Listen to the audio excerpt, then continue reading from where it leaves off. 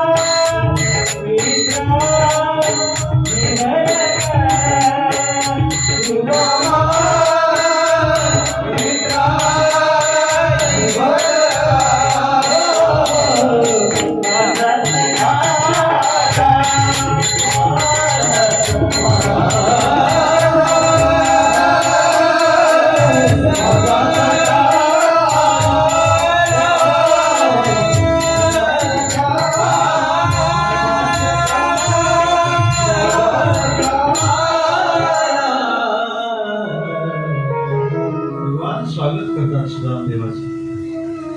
उच्च आसनावर आरूढ केलं, स्वतःच्या आसनावर बसवलं, सिंहासनावर बसवलं.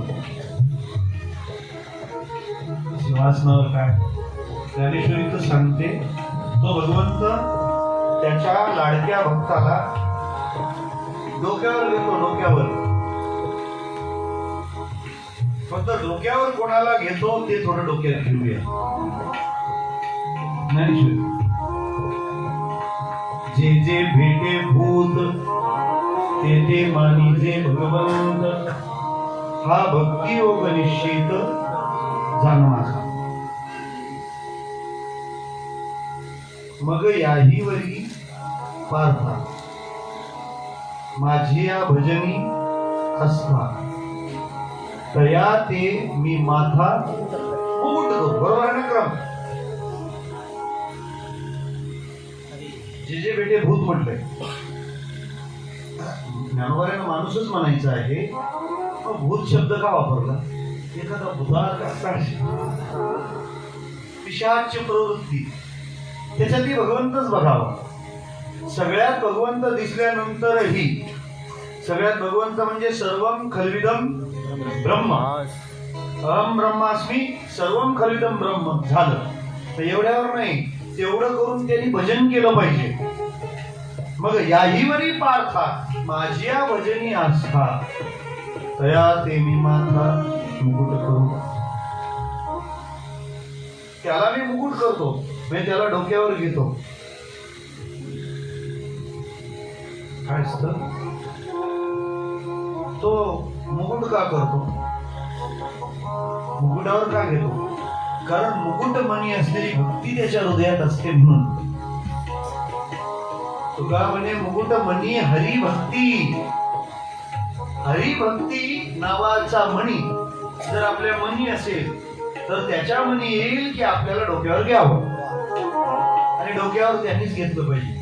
त्याने डोक्यावर घेतलं तो कधीच उतरवत नाही. लोकांनी घेतलं, अरे अरे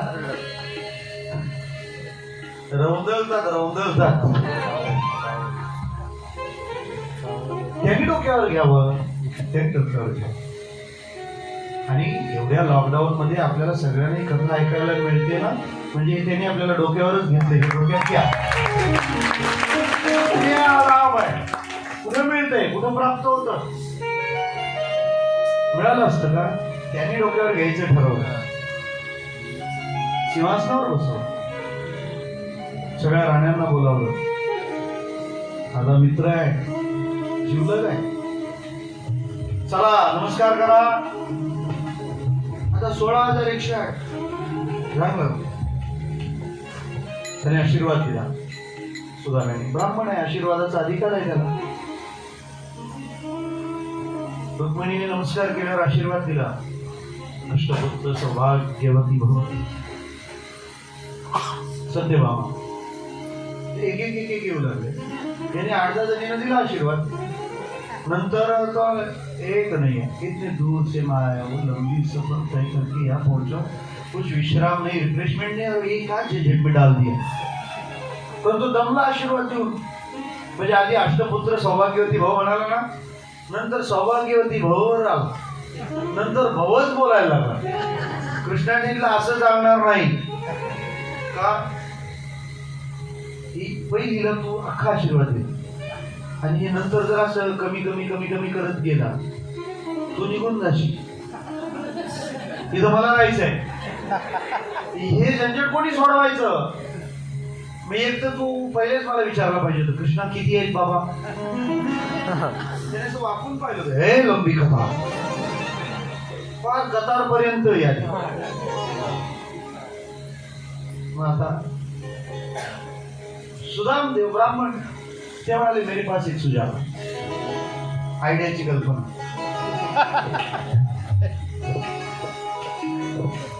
आयडिया फसलेली दिसते जरा. चुकीचा ओढा धरला.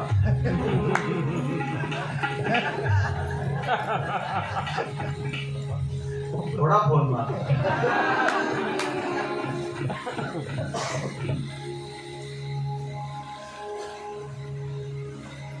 चुकीच्या किंवा वेगवेगळ्या गोष्टी एकत्र येण्याचाच कालावधी सगळीकडे चालू आहे आता. फोन कशी काय त्याला वेगळं राहील, असू दे, काय करतं त्याला. मुळा आणि दूध एकत्र खाल्ल्यावर उलटीच होणार. मग एक युक्ती आहे, काय सगळ्यांना आशीर्वाद सारखाच पाहिजे ना. तू नमस्कार कर ना. मग घरच्या प्रमुख व्यक्तीला आशीर्वाद दिला का तो सगळ्यांना पोचतो. रेशन कार्डाच्या मागच्या पानावर सगळी नाव असतात, पहिल्या पानावर कुटुंब प्रमुखाचे नाव एकच असतं. गॅस सिलेंडरचा उल्लेख त्याच्याच वर होतो. तू कर नमस्कार मला. कृष्णाने सुदामदेवाला नमस्कार केला. सुदामदेव गुरुंचा आशीर्वाद दिला. हे फक्त भक्तीत करू शकतं, अन्य साधनात नाही. देवाला नमस्कार करणं हे साधन बरोबर आहे, देव नमस्कार करतो. काय त्याची माझा लीला आहे. होय भक्ती केला तैसा, पूर्वी धरा मी ती इच्छा. त्या धार्मिक लोकांना ते ठीक आहे, तो आला शेवट्या लागून काही खायला आणलं की नाही. का विचारलं कृष्णाने? कारण इतके दिवस त्याला हे विचारायची सोयच नव्हती. कारण तिथे कृष्ण जेंटलमॅन म्हणून राहत होता, आणि तिथे प्रोटोकॉल मध्ये बसत नाही, असं मागू नये. खूप दिलं तरी मी ते नाही का सांगितलं, ते मुलगी बघायला जातात तेव्हा ते खूप पदार्थ ठेवतात आणि एकच काजू खावा लागतो. काय मनात तर काय काय असतं, लड्डू मोठा सहज जगताच येत नाही. कृष्णाला सुदामदेव बालपणीचा मित्र भेटला. हे काय आणलंय का? सुदामेने तिथले ते तिथं स्टार्टरच एवढं भयानक होतं, तो ती पोळी इथं कुठं सोडायची. तो लपवायला लागला. त्यांनी लपवल्यावर देव त्याच्या मागेच लागला.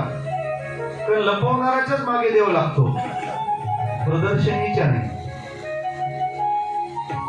जो छिपाता है उसे भगवान पहिले पकडले. सेवा सुद्धा कोणाला दिसणार नाही, कळणार नाही अशा वेळेला करावी. आपण चमकोगिरी करतो. शोकेसला महत्व नाही, गोडाऊन किती भरलंय ते महत्वाचं आहे. काही माणसं त्यांचा पिंडच असा असतो बरोबर. कोणालाच कळत नाही काम चालू असतं. तसं आपल्याला करता आलं पाहिजे. आपला प्रयत्न राहतो सगळ्यांना समजला पाहिजे. कशाला समजलं पाहिजे? हे समजलं पाहिजे का कोणाला समजलंच नाही पाहिजे, तेव्हा त्याची कृपा होईल. आणि प्रदर्शनी सेवेचं कौतुक कधीच होत नाही. पण लोक आपल्यापेक्षा जास्त हुशार, त्यांनी एक कोर्स कम्प्लीट केलेला असतो, त्यांना माहिती याच्या आत काय चाललंय. हा अंतर्भाव फार महत्वाचा. आणि लक्षात घ्या, प्रत्येक मार्गात काही काही अडचणी असतात. प्रत्येक मार्ग, जसं योग आहे ना, त्याच्यात अनभ्यास ही अडचण आहे.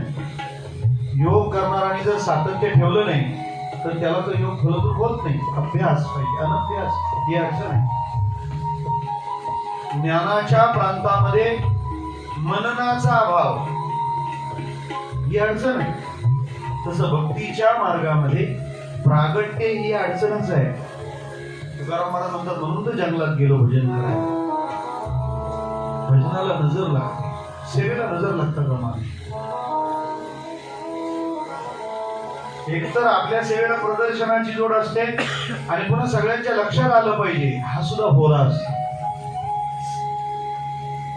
खऱ्या भक्तीत या गोष्टी दोषमय मानल्या गेल्या. ते युपीएससी वाले कुठं अभ्यास करतात कोणालाच कळत नाही. डायरेक्ट पेढे घेऊन येतात. कलेक्टर सुदामदेव लपवायला लागले ते पोहे. भगवंताने उलट ओढले आणि ते सोडलं. जेव्हा ते पोहे पाहिले ना, आता काय त्या पोह्याचं आपण तो बस सुद्धा का मित्र तू माझा. पण वहिनींना बरोबर कळतं मला काय आवडतं. पोहे माझ्या अत्यंत आवडीचे. जे सुरुवात केली की नाही, फके मारी कोरडे. आता काय त्याला पोहे भेटत नव्हते. वेळी रोज कांदा पोहे, माल पोहे, हे काय पोहे. पण अंतरीची घेतो कोणी, बाहे जोडी भावाची. भाव तर प्रामाणिक असतो. पोहे कसे असोत, उस डोंगा परी रसनो हे डोंगा, काय भुलला शिवरलिया रंगा. हा नेरूळ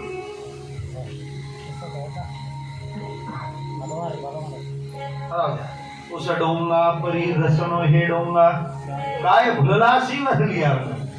नदी डोंगी परी जळनो हे डोंगे, चोखा डोंगा तरी भाव हे डोंगा. त्यामुळे डोंगा करू नये. ते आहे ना, ते आहे सरळ सरळ. भगवान भाव हो. पण अडचण अशी त्यांनी चिप बसवली. कुठला पिक्चर, ध्रुव. चांगलं व्यासन घ्या. चिप बसवलेली त्या विलन बरोबर. आढळपदी बाळ. त्यामुळे त्याला बरोबर कळतं आज चाललंय काय. ते पोहे पकडले, खायला लागले. काय का खात होता तो? फक्त त्या अनन्य भावाचा भोगता आहे. मग म्हणे आता तो आराम कर, दमून आलाय ना, थोडं स्नान कर. त्या सुदाम्याच्या आंघोळीची तयारी स्वतः कृष्णाने केली. सगळ्या राण्या, ते कोण चंदन, कोणी काय उठणं सगळं घेऊन आले आणि सुदाम्याचं स्नान चालले. स्नान करता करता कृष्णाने सुदाम्याच्या कपाळावर उलटा हात फिरवला. कारण त्याच्या कपाळावर लिहिलं होतं श्री क्षय, म्हणजे लक्ष्मी ऱ्हास होईल याची. उलट केलं यक्षश्री. आता त्याचा हात फिरला. बास स्नान झाला. आता जेवायला. आता आपल्या नवऱ्याचा लाडका मित्र पहिल्यांदा आलाय. काय नाही, एकच पदार्थ बनवला प्रत्येकीने. मी असं इमॅजिन केलं बरं का, कसा जेवला असेल सुदामदेव. विमानाचा प्रवास आपण करतो ना, ते बॅगा बरोबर नाही नेत आहेत फार वजनला.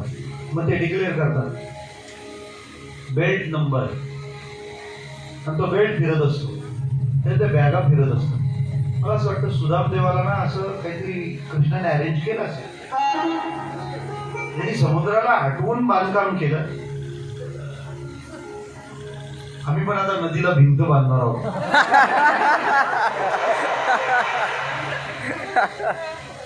मग तसा बेल्ट केला असावा, तिचे पदार्थ ठेवले, ते पदार्थ फिरतायत आणि सुदामदेवी उचलून पहिला पदार्थ उचलून गुलाबजाम उचलला, तोंडात घातला, पटकन घर आठवलं. बायको बरोबर उभारली.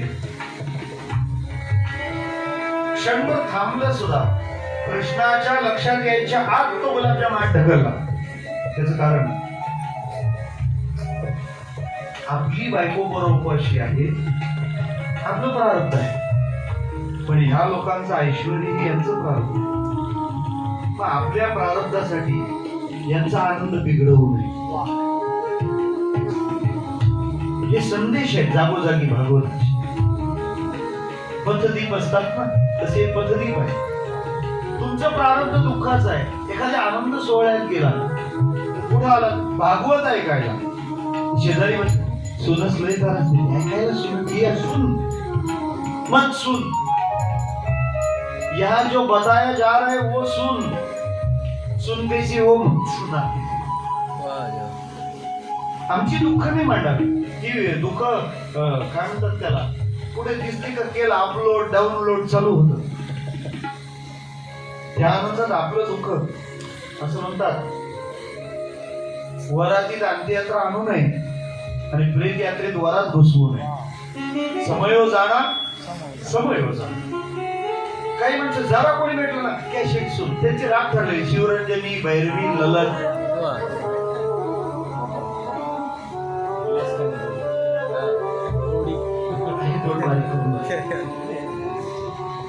त्याचा त्रास होतो, त्याचा त्रास होतो. जगात कोणाला त्रास? जी माणसं आनंदी आहेत ना, ते त्रासावर विजय मिळवून बसले. त्यांच्या जीवनात त्रास नाही असं कोणी सांगितलं तुम्हाला? समजायचं त्याच्या जीवनात भजन सुरू आहे म्हणून तो ते सगळ्यावर मात घेऊन उभा आहे. अरे कालिया प्रत्येकाच्या डोहात असतो, फक्त कृष्ण होऊन त्याच्यावर नाचता आलं पाहिजे आपल्याला, मग काम होईल. आपण विळख्यात असतो, त्याच्यामुळे तोंड दाबून बुक्याचा मार पाहिजे, मग बुक्यांचा मार नाही काही. सुदामदेवाने ते खाल्लं, विश्राम काही दिवस थांबलं, जायला निघालं. असं म्हणतात कृष्णाने सगळे अलंकार उतरवून घेतले. हे बघा, देव आहे भक्ताला कधी कधी सजवतो, देव सजवतो भक्ताला. तेव्हाही भक्ताने प्रसन्न राहायचं असतं. आणि कधी कधी देव एखादा दागिना काढून पण घेतो, तेव्हाही भक्ताने प्रसन्न राहिलं. हा प्रसन्न केव्हा राहतो? जेव्हा देवाच्या निर्णयावर आपला दृढ विश्वास असेल तेव्हा. जेव्हा आपल्या जीवनात मान होतो ना, मिळतो ना सन्मान, तेव्हाही माणसाने आनंदीच राहिलं पाहिजे. आणि जेव्हा एखादा अपमान होतो तेव्हाही आनंदी राहिलं पाहिजे. आमचे गुरुदेव म्हणायचे, तुमची ढळणारी प्रसन्नता हा देवावरचा डळमळलेला विश्वास आहे. देव सन्मान करतो तेव्हा आपण खुश असतो. हा मग लोक गमतीची राहतात. एखाद्याला खूप लोक मानू लागले ना, खूप मानू लागले, मग तो माणूस काय म्हणतो, समाज कोणाचे मागे लागत नाही. काही बिनस समाज मूर्ख आहे, किंमत नाही. तुला विकलं ते भोगतात गेला तू सेलवाली. कधी मान होईल, कधी अपमान होईल, दोन्हीला समान असते. मला राहता आलं पाहिजे.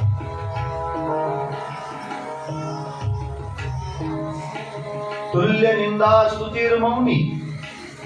निंदा स्तुती सारखी वाटली पाहिजे.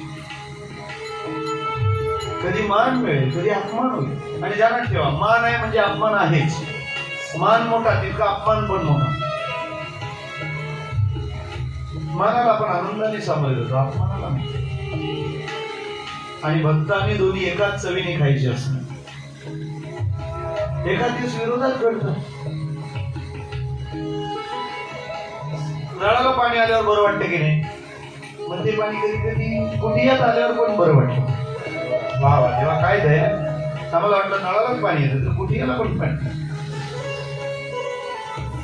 ते का राजाचा सेवक होता तो,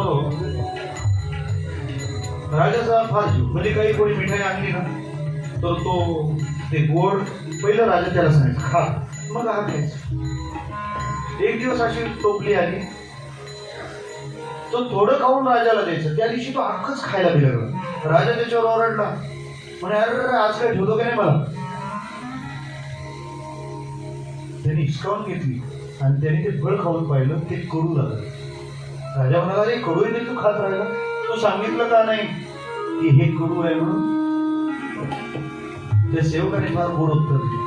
तो म्हणाला इतके दिवस झाले प्रत्येक गोड फळ मी खातोय तुमच्याजवळ, मग प्रत्येक वेळेला मी गोड फळच खाल्लंय, आज एक फळ कडू लागलं तर त्याची काय एवढी गोड घालू का, त्याच्यासाठी मी इतकी ओरड करू का. राजा प्रसन्न झाला त्याच्यावर. मग आपल्याही जीवनात देव कधी बुंदी लाडू देईल, इतके पदार्थ देईल की पत्रावळीच जागा नसेल. एखादा दिवस जर बिना अन्नाचा पत्रावळीचा आला तर तेव्हाही देवावर खुश झालं पाहिजे.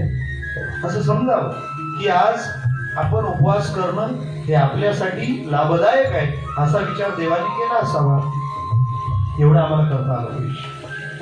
सुदामदेव म्हणतो ठीक आहे, त्याने काढून घेतलं, काढून दिलं. खरं तर देव रडवेला झाला. सुदामे अरे पृथ्वी ओवाळून टाकावी एवढा तुझा अधिकार, पण न जाणो तुझ्या निस्पृहतेला गालबोट लावतील लोक. नंतर म्हणतील काही मागितलं नाही पण घातले होते त्याच्या अंगावरचे आणलेच ना. निरोप दिला. सुदाम आपल्या मार्गाला लागले. पाठमोरे आकृतीकडे कृष्ण पाहतो. येऊन पोहोचले पोरबंदरला.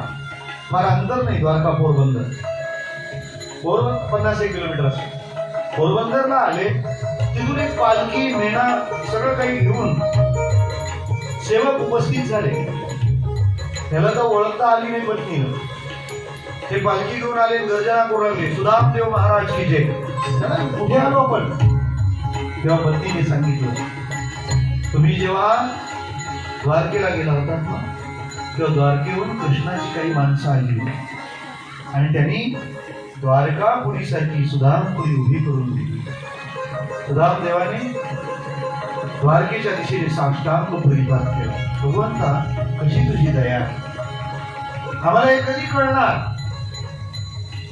देव जेव्हा देतो ना तेव्हा त्याने कधी दिलं हेही कळत नाही आणि आपल्याला कधी मिळालं तेही कळत. दिले इंद्रिय हातपाय कान ही सुदामपुरीच आहे ना. डोळे मुख बोलाया वचन ही सुदामपुरीच आहे ना. कधी तिला कळलंच नाही. औदार्य यासाठी मी हा मुद्दा मागे ठेवला. 6 सांगायचे ना. यश, श्री, औदार्य, उदारता. आपल्या द्वारकापुरी सारखी सुदामपुरी दिली. कृष्णाकडे औदार्य, ज्ञान, श्रीमंत आहे पण ज्ञान किती. अर्जुनाला असं समृद्ध केलं. नुसतं अर्जुनाला नाही, अर्जुनाला निमित्त केलं, जगाची सोय केली. तैसे अर्जुनाचे व्याजी गीता प्रकाशोनी श्रीराजे. संसारा एवढे थोर ओझे फिरिले जगाचे. युवकांनी गीता अभ्यासली पाहिजे. गीतेचं महत्व सरकारलाही पटलंय म्हणून त्यांनी ती कोर्ट मध्ये ठेवली. ती कोर्स मध्ये पाहिजे होती. कुठे ठेवली? कोर्ट. बर का सेक्युलर आणि कसले सेक्युलर. गीतेत हिंदू शब्द आहे. हिंदूने धर्मग्रंथ मानलाय. गीतेचा धर्म मानवता. अद्वेष्टा हिंदू भूतानाम नाही, अद्वेष्टा सर्व भूतानाम. आणखी सोबत सांगू का, इलेक्ट्रिक वस्तू आपण आणली ना तिच्यासोबत मॅन्युअल गाईड आहे. त्याप्रमाणे ती वस्तू हाताळायची असते. आणि काय कसं हाताळायचा नियम आहे. समजा चूक असेल तर ती ठोकली पाहिजे आणि स्क्रू असेल तर तो पिळला पाहिजे. स्क्रू ठोकणं चूक आहे. स्क्रू ठोकणं चूक आहे कारण ती चूक नाहीये म्हणून चूक आहे. चूक पिळू नये आणि स्क्रू ठोकू नये. जर स्क्रू ठोकायला घेतला तर ते म्हणतील याचा आटा ढिला आहे. त्याच्या हाताळणीचं तंत्र आहे. मग त्या इलेक्ट्रॉनिक वस्तू सोबत मॅन्युअल गाईड आहे, तर त्याप्रमाणे ते यंत्र हाताळावं. तसं मानवी जीवन हे जर यंत्र मानलं तर भगवद्गीता हे त्याचं मॅन्युअल गाईड आहे, ज्याच्या पद्धतीने आपण आपलं जीवन जगा. या जगामध्ये ज्याला दुःखी व्हायचं नाही त्याने गीता माऊलीची शरणागती पण करा. गीतेचं आकलन होत नाही तर ज्ञानेश्वरीचा आश्रय करा. ज्ञानेश्वरी तुम्हाला म्लान बदल होऊच देणार नाही, थकूच देणार नाही, दमू देणार नाही. ज्ञानेश्वरी वाचणारा माणूस कधीच रडणार, त्याला कधीच दुःख होणार नाही, टेन्शन नाही, बीपी ह्या गोळ्या बंद होतील. इतकं सामर्थ्य ज्ञानेश्वरी. हे ज्ञान त्याच्याकडे, ज्ञान, वैराग्य, त्याच्याकडे वैराग्य. काय कॉम्बिनेशन आहे ना, मॅचिंग मी कॉन्ट्रास्ट वाटेल. ऐश्वर्य आणि काय श्री आणि वैराग्य. संपत्ती आसक्तीला जन्म देते. कृष्ण अनासक्त आहे. जेवी जळात पद्मपत्र. विरक्ती 3 गोष्टीची धारण करावी साधकाने. विद्येषण, दारेषण आणि लोकेषण. विद्येषण, धनाविषयी वैराग्यवान असलं पाहिजे. दारेषण, स्त्रीविषयी विरक्त असलं पाहिजे. आणि लोकेषण, लौकिक, लोक काय म्हणतील, लोकांना काय वाटेल. कृष्ण या 3 पातळ्यांवर सरस होते. विद्येषण नियम असा आहे, एखाद्या युद्धात एखादा राजा जिंकला तर तो त्या सिंहासनावर बसतो, त्याला राज्याभिषेक होतो. मग कंसाला जेव्हा कृष्णाने मारलं तेव्हा राज्याभिषेक कृष्णाचा झाला ना. बोला, गादीवर उग्रसेन बसले. कौरव पांडव युद्धामध्ये निर्णायक कृष्ण आहे, राज्याभिषेक युधिष्ठिराचा आहे. हे विद्येषणाविषयी वैराग्यच आहे. रामकृष्णांची पूजा का आम्ही करतो. रावणाला मारल्यावर लंकेत राज्याभिषेक विभीषणाचा झाला आणि वाली मेल्यावर गादीवर सुग्रीव बसला. निष्काम कर्मयोग आहे, आपण निष्कारण कर्मयोगी आहे. हे विद्येषणाविषयी वैराग्य. जनापवादाने सीतेचा परित्याग हे दारेषणाविषयी वैराग्य. आणि रुक्मिणीला भगवान म्हणू शकतात की तुला त्यावेळेला उगाच माझ्याशी लग्न करावं लागलं, हे दारेषणाविषयी वैराग्य. लोकेशन हे सगळ्यात घातक आहे. तुम्ही स्त्री आणि धन, आम्ही ते 3 क सांगत असतो. कामिनी, कांचन आणि कीर्ती. हे 3 क पार करायचे असतात. मग भगवंत राहिला अनंत पलीकडे. हे 2 पार होतील एखाद्याला, स्त्री आणि धन. पण लौकिक, फार अलौकिक अशा प्रकारचा हा दोष आहे. लौकिक फार अलौकिक, सतत वाटत राहावं. त्याला कसं पार करणार. त्यासाठी कृष्णाकडे पहा. काय त्या ब्रजवासियांचं प्रेम होतं कृष्णावर. रथाला आडव्या झोपल्या होत्या त्या गवळणी, कृष्णा नाही जाऊ देणार. भगवंताने त्यांना उठवल्या आणि आपला कर्तव्याचा रथ अविरतपणे मार्गस्थ केला. हे काय कमी वैराग्य. आपण तर कोणी थोडं थांबा म्हटलं की थांबतो, इतकी आसक्ती असते. रक्षाबंधनला आल्यानंतर फक्त एक माणूस कोणी बोलायची खोटी. रात आले, पाऊस पण भरलाय, थांबूनच घेतो आपण.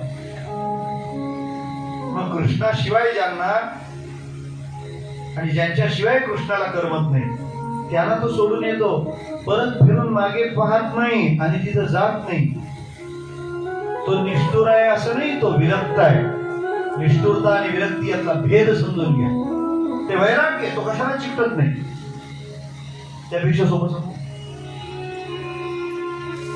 कृष्ण ज्यांना सोडून आला त्यांचं कृष्णावर किती प्रेम आहे. कृष्णाने जे वैराग्य ज्यांच्याविषयी धारण केलंय ते कृष्णात किती गुंतलेले होते हे जगाला कळावं म्हणून दुसराही प्रयोग केला होता. काय, भगवंताने उद्धवाला पाठवलं होतं वृंदावनाला. जरा सुबोध कृष्णाच्या हाताखाली खरं ट्रेन झालाय तो उद्धव. त्यामुळे उद्धव असला तरी ट्रेनिंग महत्वाचं आहे. काय ट्रेन केलंय हो कृष्णाने उद्धवाला. उगाच नाही भागवताचा प्रसाद दिला, उगाच नाही भागवताचा प्रसाद दिला. काय ट्रेनिंग दिलंय, किती ठिकाणी फिरवलंय सांगू तुम्हाला. कृष्णाने उद्धवाला अर्जुनाकडे नेलंय, कृष्णाने उद्धवाला विदुरजींकडे नेलंय आणि कृष्णाने उद्धवाला राधाराणीकडे पण नेलंय. कारण उद्धवावर तेवढा जीव होता कृष्णाचा. सांगतो तुम्हाला, त्या ऋषींनी शाप दिला होता, मुसलम कुल नाशनम, हे मुसळ यदुकुळाचा नाश करील. जरा सोपं बोलू. उद्धव पण यादवच होता ना, उद्धव यादव आणि ते गोपाळ, गोपिकांचा मेळ ब्रह्मरूप.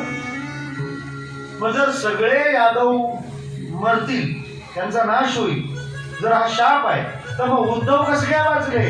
कृष्णाचा अंतरंग आहे ते, नमे भक्त नश्यती.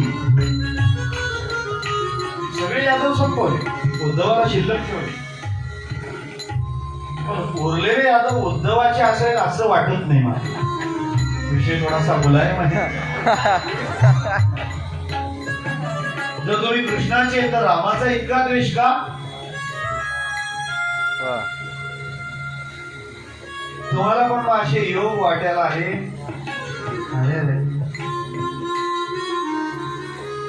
रामप्रभू सूर्य वंशातले होते, त्यामुळे सूर्याचाच माणूस कामाला आला.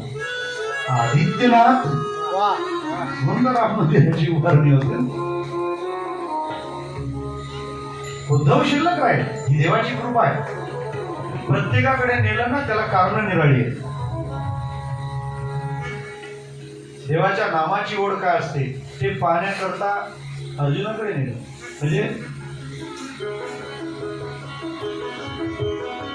उद्धवाला नेहमी वाटायचं आपले एवढं भजन कोणीच करीत. हे बघा, सत्संगात किंवा सत्सानिध्यात आपण वावरलं पाहिजे, पण ते माझे या भावनेने नाही, मी त्यांचा या भावनेने. काल गोपी म्हणाल्या, दीक्षु तावका, आम्ही तुझ्या आहोत ही भावना होती, ही भावना होती. त्याला वाटायचं आपल्या एवढं भजन कोणाचंच नाही, सेवा करावी, पण मग आपल्या एवढी सेवा कोणीच करत नाही, हे भ्रम आहे. भगवान बसले होते, उद्धवांचं आगमन झालं. अर्जुन झोपला होता आणि कृष्णाच्या मांडीवर डोकं, उद्धवाने डोकं चालवलं. देव आहे हा भक्त, फक्त कुशाल झोपलाय, देवाच्या मांडीवर डोकं ठेवलं. पण देव कोणाला कधी फोडणी द्यायची ते त्याला बरोबर हे उद्धव तिकडे म्हणे काय, मला जरा पाणी प्यायचंय, मी पाणी पिऊन येतो, तू जरा अर्जुनाच्या ते डोकं त्याची झोप मोडलेली पाहिजे ना, तू मांडी दे. देव पण असा कार्यक्रम करतो ना. ते उद्धवाला तिथं बसवलं, त्या उद्धवाच्या मांडीवर कृष्णाचं डोकं, आपल्या अर्जुनाचं डोकं. देव गेले पाणी प्यायचं, त्यांना पाणी प्यायचं नव्हतं, यांना पाणी पाजायचं होतं. बसला उद्धव. थोड्या वेळात उद्धवाच्या लक्षात आहे, कुठून तरी नाद ऐकू येतो, कृष्ण कृष्ण जय कृष्ण कृष्ण जय कृष्ण कृष्ण जय कृष्ण कृष्ण जय. मग काही कळत नाही म्हणजे कुठे साऊंड आहे काय आहे, पण आवाज तर मात्र येतो. हा, अधून मधून जाणवतो. ते शर्ट मध्ये जर एखादं पाखरू शिरलं तर ते सलग नाही जाणवत, तर ते कुठं कुठं आहे ते गुगल लोकेशन येतं. कथा व्यवस्थित चालली म्हणजे ते चावणार नसावं, मग तसे राग येतील, काय होईल ते करायचं. मग चाललं होतं ते बरोबर तसं चाललं होतं. पुन्हा अनुसंधानाने पाहिलं, कुठून आवाज येतो, कुठून आवाज येतो. आवाज जवळून येतो. खाली वाकला, थोडा कान लावला, अर्जुनाचे केस कृष्ण कृष्ण म्हणाला, कृष्ण कृष्ण जय कृष्ण कृष्ण. उद्धवाचा अहंकारच गळाला. आपण फार भजन करतो हा भ्रम आहे. त्याचे केस कृष्ण म्हणतात. उद्धव म्हणाला बस ही केस निराळी आहे बाबा, आपल्याला असं नाही होत आहे ना. ती केस सोपं आहे. कथेत बसून कथेत बसल्यावरही भजन येत नाही, त्याचे केस भजन करतात. उद्धवाला अर्जुनाकडे नेलं. उद्धवाला एकदा विदुराकडे पण नेलं होतं. चल विदुरा घर जावे उद्धवजी, चल विदुरा घर जावे उद्धवजी, चल विदुरा घर जावे सबरी के बेर सुनमी के जावे, सबरी के बेर सुनमी के जावे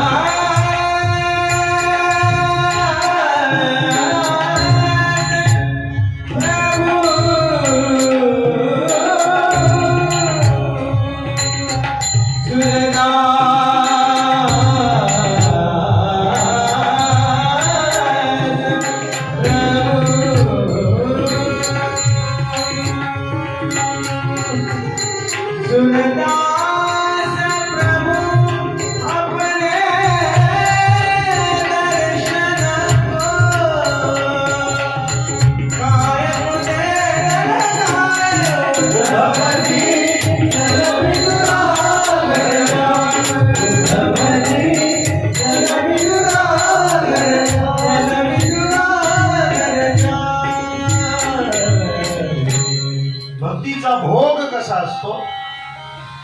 नाम घ्यायला अर्जुनाकडे, भोजन करायला विदुराकडे, आणि भाव कसा असतो तो बघायला राधाराणी.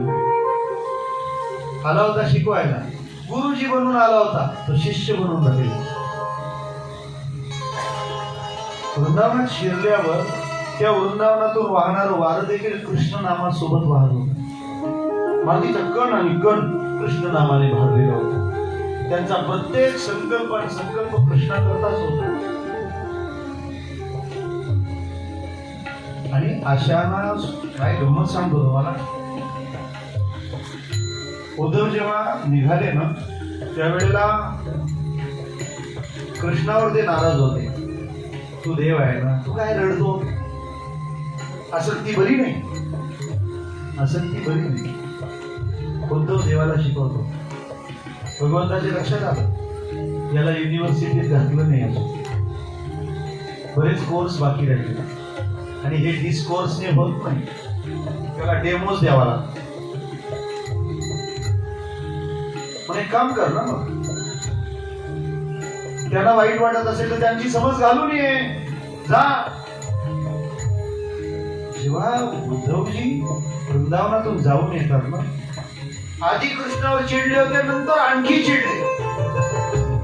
आधी काय ओरडत होते, देवा तुला आसक्ती आहे फार, तू फार आसक्त आहेस, काय त्या डोळ्यात पाणी येतं, तू त्यांची आसक्ती धरून बसलास. असंच उद्धव आधी म्हणत होता. तो वृंदावनातून जाऊन आल्यावर कृष्णा अरे तू निष्ठुर आहेस, तुला दयामाया काहीच नाही. त्यांनी त्यांचं संपूर्ण जीवन तुझ्याकरता समर्पित केलं, यांना सोडून तू राहू कसा शकतो? जो आधी हे म्हणत होता तू देव असून रडू कसा शकतो, रडू कसा शकतो तर राहू कसा शकतो. मला म्हणायचं आहे एवढं जर ब्रजवासियांचं प्रेम असेल तर त्याला सुद्धा थांबवून जो महात्मा आपल्या कर्तव्य पथावर आरूढ होतो त्याचं वैराग्य काय मोजणार?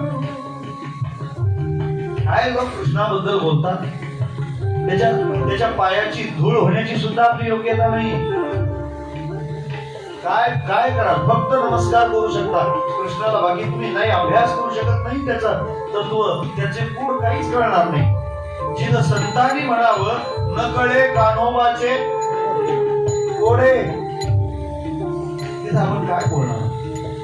हे त्याचं वैराग्य आहे. आणि जरा सोबत सांगू, एखादा माणूस जर त्याची कॅसेट वाजवायला लागला, किती वेळ तुम्ही ऐकू शकता एक अंदाज? काय अंदाज? जास्तीत जास्त 5 मिनिट. फोनवर बोलताना पण जो बोलला का, हा ठीक आहे समजायचं, झाला मैत्री झाली, ठीक आहे चालेल ठेवतो. 5 मिनिटाच्या पलीकडे आपण जर आपल्याबद्दल बोलू लागलो तर लोक म्हणतात बोरिंग आहे माणूस, फार बोर करतो. 5 मिनिटं तुम्ही 7 दिवस इथं 3-3 तास कोणासाठी देता? 5,500 वर्षानंतर त्याच्याबद्दल फक्त बोललं जाणार आहे. एवढ्या उत्सुकतेपोटी तुम्ही एवढ्या संख्येने येऊन बसताना, हे त्याचं ऐश्वर्य, हे त्याचं ऐश्वर्य.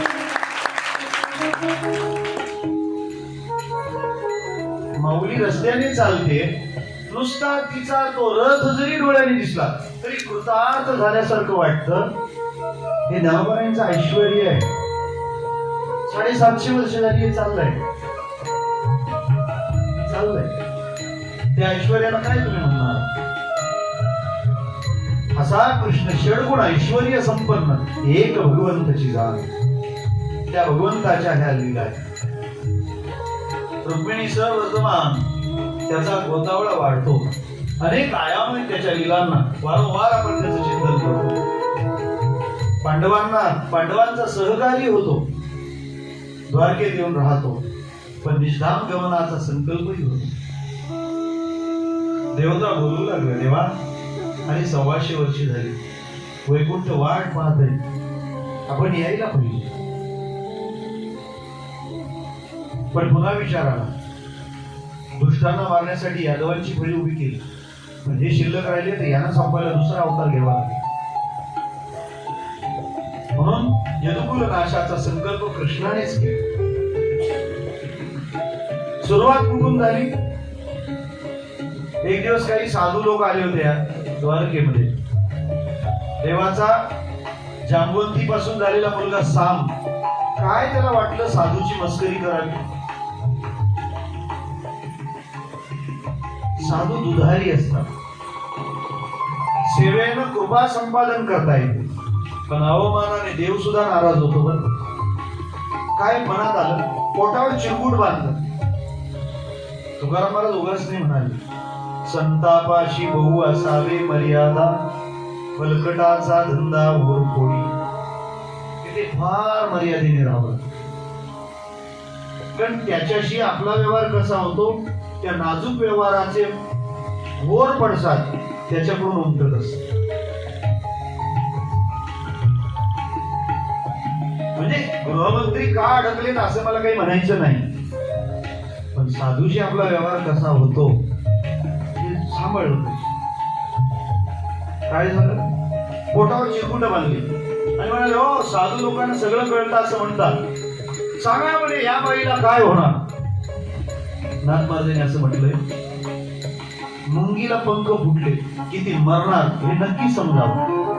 तसं साधूचा अवमान झाला की आपला सत्यानाश होणार हे 100% समजा, हे 100% समजा. साधूच ते म्हणाले, हिच्या पोटी मुसळ येणार आहे आणि तुमच्या अख्ख्या कुळाचा नाश करणार आहे, मुसळ कुलनाश. त्यांनी ती चिरकुट सोडलं, खरंच मुसळ निघाला. त्याचं चूर्ण करून समुद्रात फेकलं, मधला गोळा तसाच राहिला. मुसळाचं चूर्ण होईल, त्या ऋषीच्या शब्दाचं थोडं चूर्ण होणार आहे. लाटांमध्ये ते चूर्ण किनाऱ्याला आलं, प्रभास तीर्थावर त्याचे लवाळे तयार झाले. जो गोळा एका माश्याने गिळला, ती मासळी एका कोळ्याने पकडली, पोट चिरताना गोळा सापडला, बाणाच्या टोकाला नेम चांगला लागतो म्हणून लावून ठेवला. हे सगळे यादव आपल्याकडून काहीतरी चूक झाली म्हणून प्रायश्चित्त कर्म करायला प्रवास तीर्थाला गेले. बरं गेले तर प्रायश्चित्त करायला गेले, भजन करत जाणार. दारू घेऊन गेले, दारू, मद्य,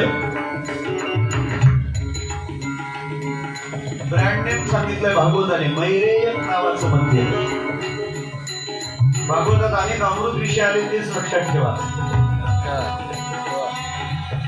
मद्य धुंद झाले यादव, भगवान गेले नव्हते. शहाणी माणसं हसणाऱ्या प्रोजेक्ट मध्ये उतरत नाही. गेले ते मद्यपान केलं. मद्यपान केल्यानंतर मग अविवेक जागा झाला. शस्त्र नव्हती, तेच लवाळे उचलले, एकमेकाला फेकून मारले. ऋषीचा शब्द खरा ठरला. नाशाचा हा उपक्रम आता यशस्वी होतो. आपण निजाम गमनाचा संकल्प करूया. भगवान पिंपळाच्या झाडाखाली पोहोचले. डाव्या गुडघ्यावर उजवा पाय आडवा केला. दूरवर कुठेतरी झुडपांमधून एखाद्या हरणाचं मुख दिसावं लाल भडक असं वाटलं. ते प्रभूचे चरण कमळ होते. एका जराव्याजाने त्या दिशेने बाण सोडला. सो सो करत तो बाण भगवंताच्या चरणाचा वेध घेतो. जवळ आल्यावर कळलं त्या व्याधाला, अरे प्रभूचा वेध घेतला. पण प्रभू किती करुणाकर आहे. ज्याला आडून बाण मारतात त्यालाही मोक्ष, ज्याचा बाण समोरून घेतात त्यालाही मोक्ष. त्याला सांगितलं तू खेद मानू नको, ही माझी लीला. उद्धवाला पादुका दिल्या, भागवताचा प्रसाद दिला, मैत्रेयांना ज्ञान दिलं आणि सांगितलं हे विदुरांना द्या हरिद्वारला. ही अवनी भगवान श्रीकृष्णाला रडवेल्या चेहऱ्याने निरोप दिले. 125 वर्षे भगवान या अवनी तलावर लीला करत होते. पण पूज्य डोंगरे महाराज ही कथा अशी सांगत नव्हती. ते म्हणायचे तो परमात्मा तिथून वैकुंठाला गेला. ही कथा भक्ताच्या अंतःकरणाला वेदना देईल. तो तिकडे नाही गेला, तो तिथून निघाला आणि महाराष्ट्रात पंढरपूरला आला. भेटीवर उभा राहिला आणि आमची वाट पाहतो. वाट पाहे उभा भेटीची आवडी, कृपाळू तांदळी होता वेळ. तो इथे येऊन थांबला. पुढे कोणकोणत्या लीला कशा होतील झाल्या त्याचं वर्णन सांगितलं. पुढे कलियुग कसं येणार, प्रलयापर्यंतचा विस्तार सांगितला. परीक्षिती त्याच्या पुढे कोणकोणते राजे येणार त्याचं इतिवृत्त कथन केलं. भागवताचा विस्तार मांडला. प्रलयातल्या मार्कंडेय दर्शनाचं आख्यान सांगितलं. आणि असा समग्र भगवंताचा लीला विस्तार सांगून होईपर्यंत 7 दिवस पूर्ण झाले. शिवदेवजी महाराज राजाला आता विचारलं. आतापर्यंत राजा विचारायचं, आता गुरुदेवांनी विचारलं परीक्षिती काय वाटतं तुला. परीक्षितीने उत्तर दिलं मृत्योर्भ्यो न बिभेम्यहम. आता मी मृत्यूलाही घाबरत नाही गुरुदेव. तुका म्हणे काळ आता करू न शके बळ. त्याला ध्यानाची सिद्धी दिली. आणि शुभदेव महाराज आपल्या आसनावरून उठले. मधुपर विधानाने राजाने प्रसन्न पूजा केली. त्यामुळे राजा माझं काम झालं, आता मी चाललो. साधूने आपलं काम झाल्यावर थांबू नये. मंद मंद बदलण्यास करत निघाले. पृथ्वीचा सम्राट काही देऊ शकला नाही गुरुदेवाला. काय द्यावे ते अशी भावे होत आहे. ठेविता हा पायी जीव थोडा. राजसत्तेवर धर्मसत्तेचे उपकार आहे. रामाला परिपूर्ण करून विश्वामित्रांनी दशरथाकडे सोपवलं. मृत्युंजयी बनून मृत्यूवरचा विजय हातात परीक्षितीच्या दिला. शुभदेव महाराज निघून गेले. पाठमोरे आकृतीकडे आणि कृतज्ञतेने भरलेल्या अंतःकरणाने डगलेल्या नेत्रांनी पाहिले. जो राजा मृत्यूच्या भीतीने येऊन बसला होता 7 दिवसात त्याला मृत्युंजयी करून सोडले.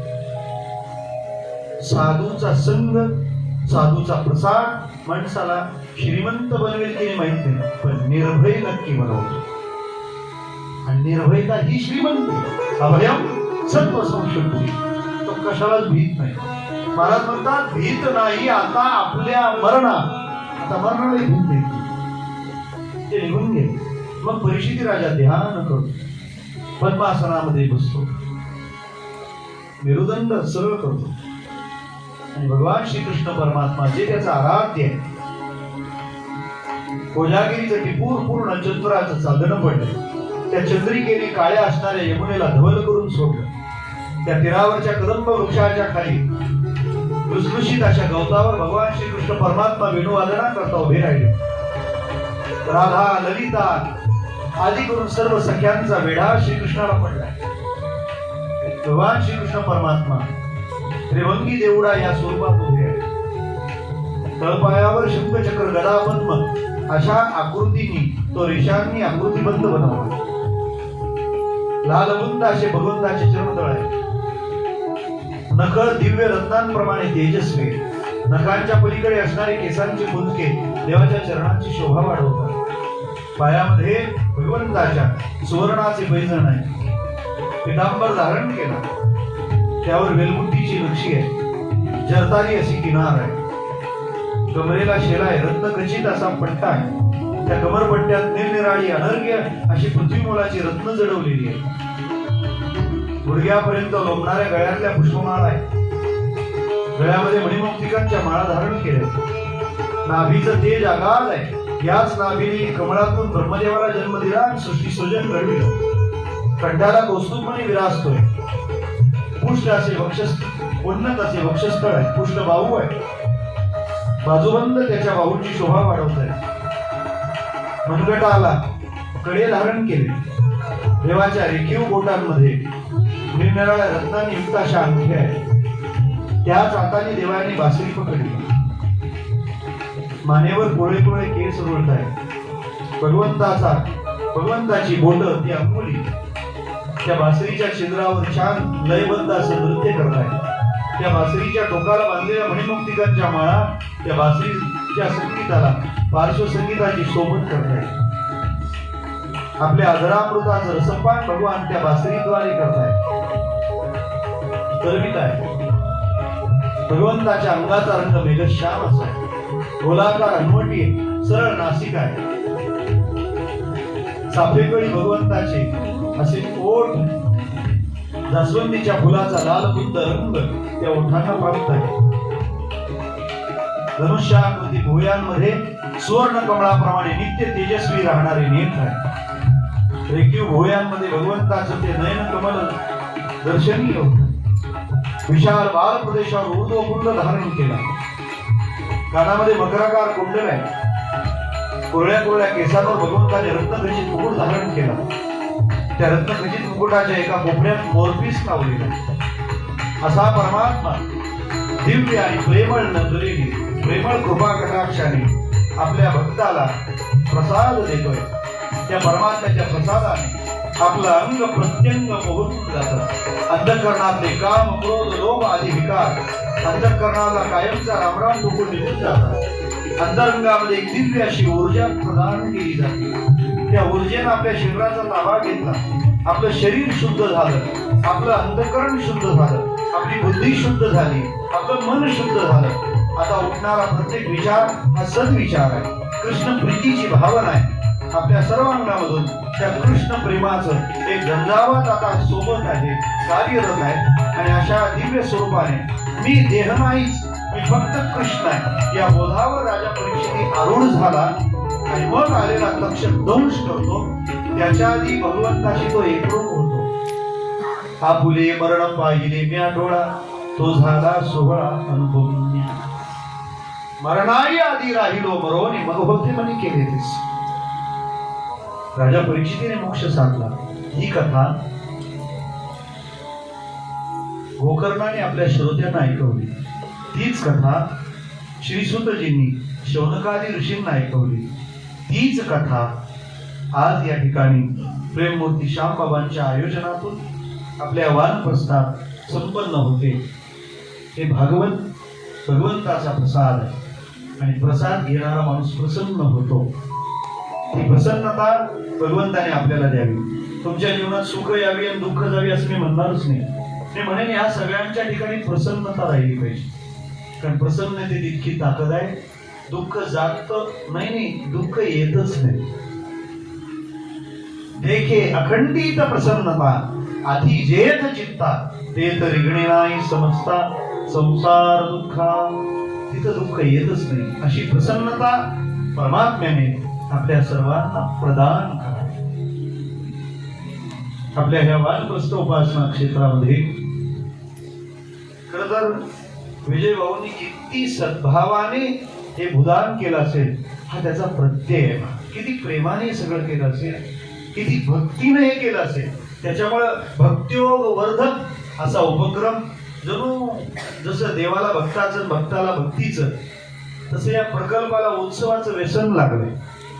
ही उत्सवाची नशा हा प्रकल्प करतो आणि आपण सर्वजण त्याचा आनंद अनुभवत आहात. म्हणजे प्रकल्प ज्यांनी दिला त्यांचा सद्भाव आहे. मग त्यांच्या प्रॉपर्टीला बऱ्याच गावात असतील, तो देताना सरळाभ्यात दिला हा आणखी मोठा भाव आहे. कारण इथली सरळता म्हणजे ते काल नाशिकच्या नोटप्रेसचे साहेब आले होते भगीरथ महाराजांसोबत शिंदेचा. ते म्हणाले आम्ही बरेच पाहिले, डकांबे पाहिले, सोनांबे पाहिले, कोणांबे पाहिले, सरळांबे मात्र सरळांबेच आहे. इथल्या माणसामध्ये सरळता आहे. श्रमप्रधान जीवन जगून अत्यंत प्रसन्नतेने आपण जीवन जगत आहात. भगवंत आणि ही संतांची भूमी, ही नागेंद्रनाथ महाराजांची भूमी, भारती नावाचे साधू इथे राहायचे, ही त्यांची भूमी. आणि तुमच्याबद्दल काय म्हणावं, म्हणजे तुमची भूमी साधूची, तुमची भूमिका पण साधूची. सत्कार्यामध्ये रममाण होणं, रत होणं ही आपली भावना आहे, ही धारणा आहे.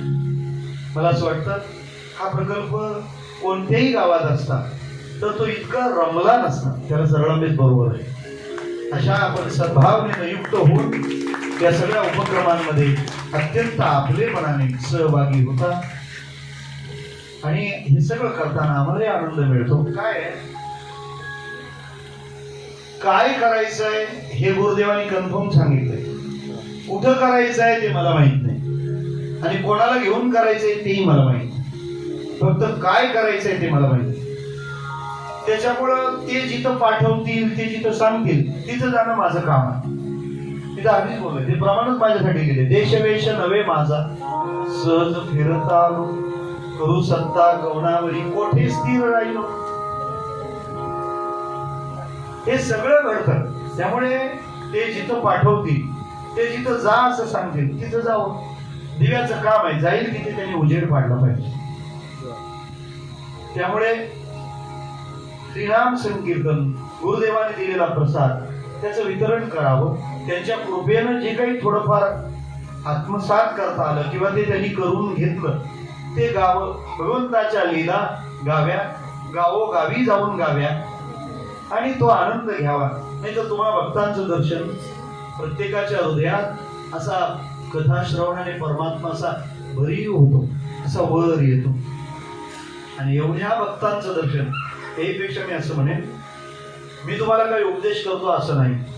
तुम्हा सर्वांच्या अंतःकरणातली प्रेम भावना, भक्ती भावना 3 तास तुमच्या नजरेतून माझ्याकडे प्रवाहित होते आणि मी ती फक्त संग्रहित करायला इथं बसतो. बस तुम्ही खाली बसलात आणि मी वर बसलो म्हणजे माझा अधिकार मोठा आहे असं नाही. सगळ्यांना दिसलं पाहिजे म्हणून हे थोडस उंच केलं एवढंच. तुम्ही आम्ही खेळीमेळी गदार होळी आनंदे. तेव्हा असा हा सगळा कथा प्रवास मार्गस्थ झाला. उत्सव होत राहतील. फक्त आपण आपल्या परमार्थाकडे लक्ष ठेवावं. सुईन जशी दिवा विझणार नाही याकडे लक्ष ठेवते. इथं माणसं येतील, कधी गर्दी असेल कधी गर्दी नसेल. आपण आपल्या परमार्थाकडे, आपण आपल्या अनुसंधानाकडे लक्ष ठेवलं पाहिजे. कधी अनुकूलता असेल, प्रतिकूलता असेल, प्रतिकूलतेत खचून जाऊ नका. अनुकूलता आली तर भांबावून पण जाऊ नये. अध्यात्माचं स्थैर्य जसा तो काचेतला दिवा, त्याची ज्योत अजिबात हलत नाही, तैसा स्थिर बुद्धी स्वस्वरूप योगयुक्त, तसं आम्हाला व्हायचं आहे. आणि ही भावना, विचार, जगन्नाथ महाराज इम्पॉर्टंट नाही, भागवत इम्पॉर्टंट. आम्ही त्याच्याशी प्रामाणिक असलं पाहिजे. आणि मारुती मामा, नागेंद्रनाथ महाराज यांच्या कृपेचा ओघ असाच अखंड वाहत राहील. श्यामबाबांना द्यावी तितकी धन्यवाद थोडीच आहे. तुकाराम महाराजांचं एकच वचन सांगेन, दाता तोची एक जाणा नारायणा स्मरणी. आज या परिवाराच्या बघाने मग सगळाच परिवार आहे. बाबा असतील, आई असतील, ज्ञानोबा असेल, त्यांची कन्या गौरी, गीता, सगळाच परिवार अत्यंत उत्सव प्रेमी परिवार. म्हणजे आतापर्यंत मला वाटतं त्यांनी स्वतःच केलेला 4था 5वा उत्सव असेल. सगळ्यांना एकत्र करावा, अन्य धर्म तिरस्कृत्य पुरस्कृत्य मग उत्सव. आणि त्यांच्या स्नेहाळ स्वभावाने सगळ्यांना तो उत्सव श्यामबाबांचा वाटत नाही, तो उत्सव आपला वाटतो. हे त्यांचं मोठेपण आहे, ही त्यांची महानता आहे. आपण घ्यावा असा कोण उत्सव आहे. आपण सर्वजण अत्यंत श्रद्धेने आलात. दूर दूरवरून श्रोते येत होते. आमचे गलांडे काका, गलांडे ताई 7 दिवस या ठिकाणी येऊन थांबले. हा केवढा आनंद आहे. भूदेव संतासी सदा नमः. त्यामुळे सदा नमण्यासाठी देवाने भूदेवच इथे पाठवले. तेव्हा हा सर्व योग या रीतीने संपन्न झाला. आमची दिव्य अशी गंधर्व सभा, सोमनाथजी असतील, रमेशजी असतील, महेंद्रजी असतील, मयूरजी असतील, आज भगेश्री काही उपस्थित झाल्या. उत्तम अशी व्यवस्था वृक्षांनी केली. अन्नदानामध्ये वेळोवेळी आपण सहभागी झाला. जसे आचार्यांचे आभार आहेत तसे आचार्यांचे पण आभार आहे. इतका गोड प्रसाद आपल्याला खाऊ घातला. आणि प्रसाद महत्वाचा असतो, पण प्रसाद मिळावा म्हणून आपण हा टास्क करतो. यामध्ये सहभागी झालेल्या सर्व परिचित अपरिचित ज्ञात अज्ञात या सर्वांच्या प्रती एक विनम्र अशी भावना अंतःकरणात व्यक्त करताना, जाता जाता कथा देवाची झाली तरी सांगणं संतांना असलं पाहिजे की हे संत जन हो, आपली कृपा असू द्यावी. भवे भवे यथा भक्ती पादयोस्तव जायते तथा पुरुष्व देवेश नाथस्पन्नो यत प्रभु. नाम संकीर्तनं यस्य सर्व पापप्रणाशनं प्रणामो दुःखशमनस् तन्नमामि हरिं परं. तन्नमामि हरिं परं. तन्नमामि हरिं परं. शेवटची विनवणी संतजनी परिसारी. शेवटची विनवणी संतजनी परिसारी. आविसन तोड पडावा महादेवा तुम्हारी. शेवटची